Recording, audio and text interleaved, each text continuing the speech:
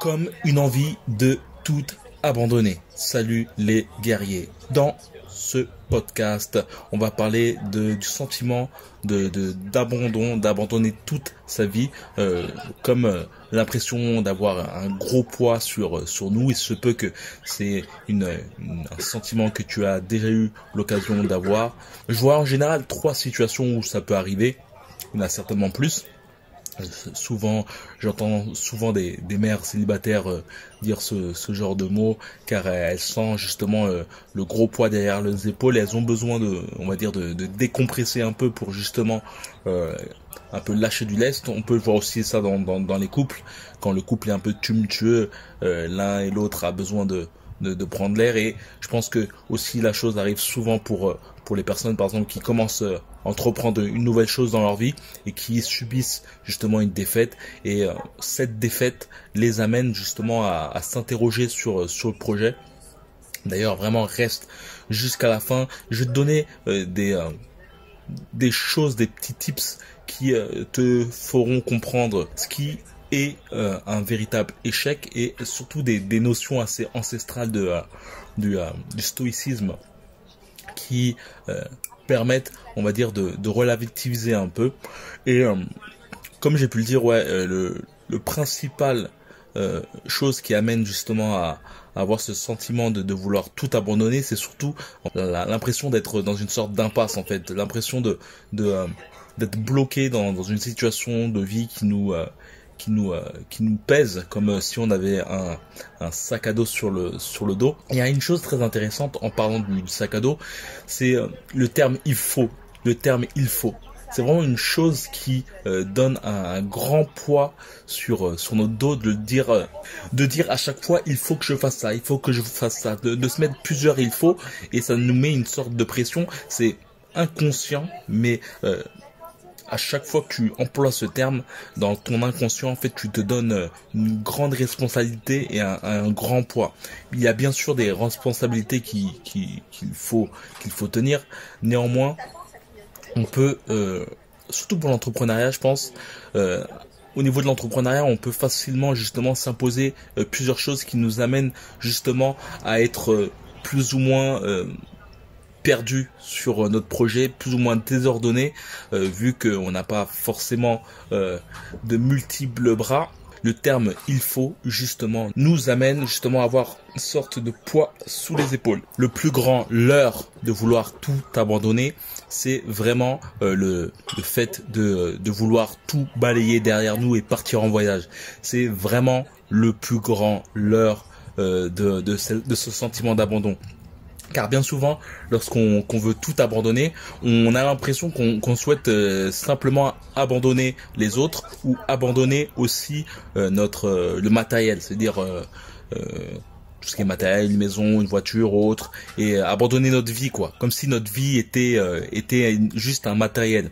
Et le problème en fait avec cette volonté justement de partir au loin dans une île déserte et ne plus voir personne pour être plus heureux du monde, mais on en oublie qu'on cherche aussi parfois et bien souvent à s'abandonner soi-même. Néanmoins, c'est pour ça que je dis que c'est un leurre, c'est que au bout du compte, lorsque tu pars en voyage, et d'ailleurs c'est une grande recherche des gens, justement le voyage, c'est le moment où on doit décompresser. Le problème avec tout ça, en fait, surtout quand c'est une volonté d'abandonner tout derrière nous, et là je parle du voyage, et ben c'est que en fait tu en oublies que en fait le vrai problème, en fait, c'est toi. En fait, c'est on va dire, comme je dis, un sentiment, c'est pas une chose que tu peux justement mettre de côté. Le sentiment reste toujours et on peut le ressentir. Après 2, 3, 4, 5 jours, les jours passent, on a peut-être voyagé, mais on va dire le statu quo, tes sentiments de base refont inévitablement surface. On peut faire une comparaison toute simple, c'est comme effectuer un deuil à Paris ou effectuer un deuil dans la plus belle île paradisiaque. Le lieu ne sera pas le même, mais les sentiments resteront. D'ailleurs, je te parlais du côté entrepreneurial. Je sais pas si tu souhaites justement entreprendre de nouvelles choses dans ta vie. Je te parle au niveau du business ou autre. ou même un projet particulier, professionnel, ou le fait peut-être d'aller dans un autre pays. Et bien souvent, l'échec aussi peut être aussi la cause de cette volonté de vouloir tout abandonner. Néanmoins, qu'est-ce que l'échec? En fait, je pense que l'échec peut être aussi considéré en somme comme une impasse. Imagine-toi rentrer dans une impasse, et lorsque tu rentres dans une impasse, tu peux foncer tête baissée sur le mur en face de toi. Tu n'arriveras jamais justement à aller dans une autre rue, à aller dans un autre boulevard. Tu resteras inévitablement coincé dans l'impasse. Et on peut voir justement l'échec comme une impasse qui te permet justement avant tout de recalibrer ton angle, de partir en arrière, de choisir une autre rue pour découvrir un autre chemin. Après, je suis pas adepte du terme d'avoir un plan B. Je suis vraiment, ma philosophie c'est vraiment le fait d'avoir un plan A, mais néanmoins le plan A peut être très vaste. Mais il faut vraiment se mettre en tête que on peut avoir des défaites, mais l'échec en somme, je pense que l'échec c'est vraiment au moment où en fait tu choisis toi-même d'abandonner en fait. C'est là qu'il y a vraiment un véritable échec, lorsque justement tu décides d'abandonner. Une dernière chose vraiment très importante à te mettre en tête et qui va te permettre de comprendre tout ça, c'est que souvent en fait l'échec, l'abandon, la volonté d'abandonner tout, c'est souvent lorsqu'on met trop d'importance sur les choses. Après, bien sûr, lorsqu'on est dans des situations actuelles qui est assez délicates, certains ont vraiment un gros poids sur leurs épaules. Et c'est une situation qui nous amène justement à avoir une grosse pression et on souhaite avant tout se délester de tout ça. Mais c'est vraiment une chose que je voudrais vraiment que tu implémentes cela dans ton lexique et surtout dans ta vision de voir la vie. C'est surtout l'importance qui peut vraiment t'amener à l'échec et surtout peut t'amener à avoir un stress, un gros stress. Bien souvent, lorsqu'on met une grosse importance sur quelque chose, on a tendance à être bridé, à avoir moins de pouvoir sur la chose et surtout à ne pas pouvoir augmenter notre haut potentiel.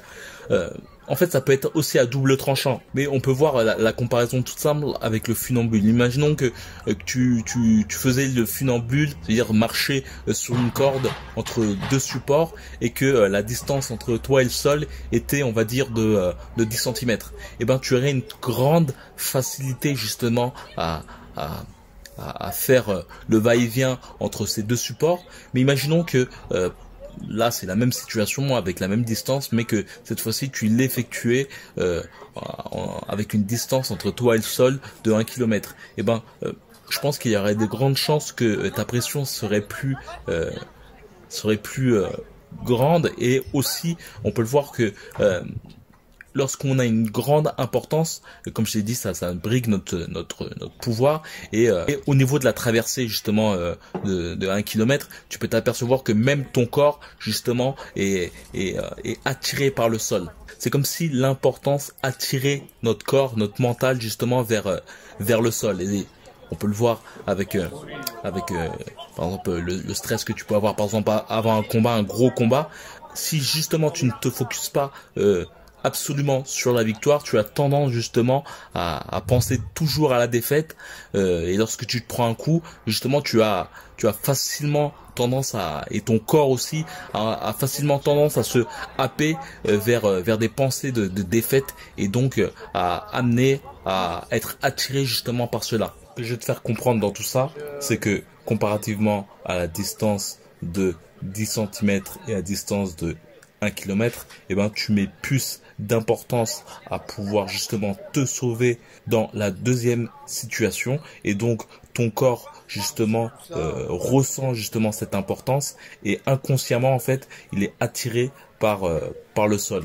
Il y a une chose aussi tout assez intéressante et là je vais te parler de boxe, c'est que bien souvent le moyen de retirer l'importance, en tout cas c'est une technique que j'utilisais, et ben c'est de penser à la mort en fait.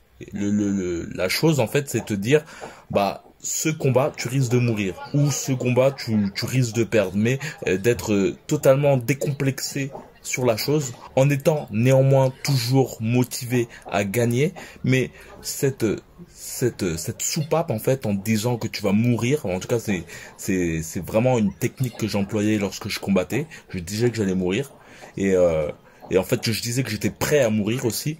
Je pense que certainement les funambules font la même chose aussi.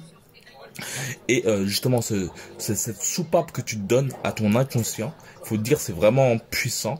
Ça te permet en fait de relâcher un peu la pression et justement, ça se ressent au niveau de ton corps et ça se ressent au niveau de tes manœuvres. On pourrait comparer ça en somme au terme lâcher prise en fait. C'est le fait de lâcher prise, lâcher du lest et lâcher du poids dans son sac à dos. Ce sentiment d'abandon, c'est certainement quelque chose que tu dois ressentir. Néanmoins, je pense que le plus dangereux dans tout ça, en fait, c'est d'abandonner une vie qu'on souhaite délaisser de façon émotionnelle.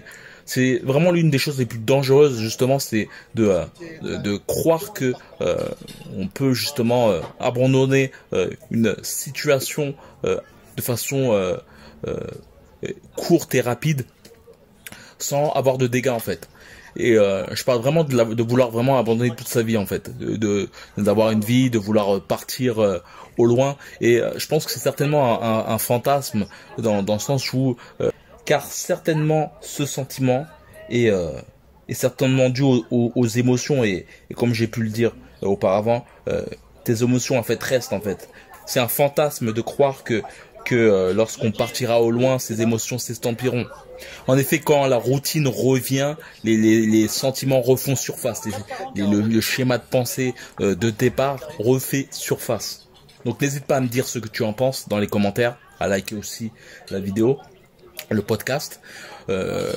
Avant de te quitter, je vais te dire que dans la description, il y a un lien qui te permettra de recevoir mon livre. Développe ton mental de guerrier. Le livre a pour but de augmenter ton mindset, ta confiance en toi et devenir ton propre leader si tu veux avoir les armes mentales pour entreprendre de nouvelles choses, conquérir ton nouveau monde. C'est dans la description, il suffit simplement de me passer ton meilleur mail et par la suite, je t'envoie ça dans ta boîte mail. Et donc voilà, et je t'enverrai aussi par la suite des mails quotidiens qui auront pour but de booster ta confiance en toi. Donc on se rejoint dans les coulisses et comme d'habitude, force.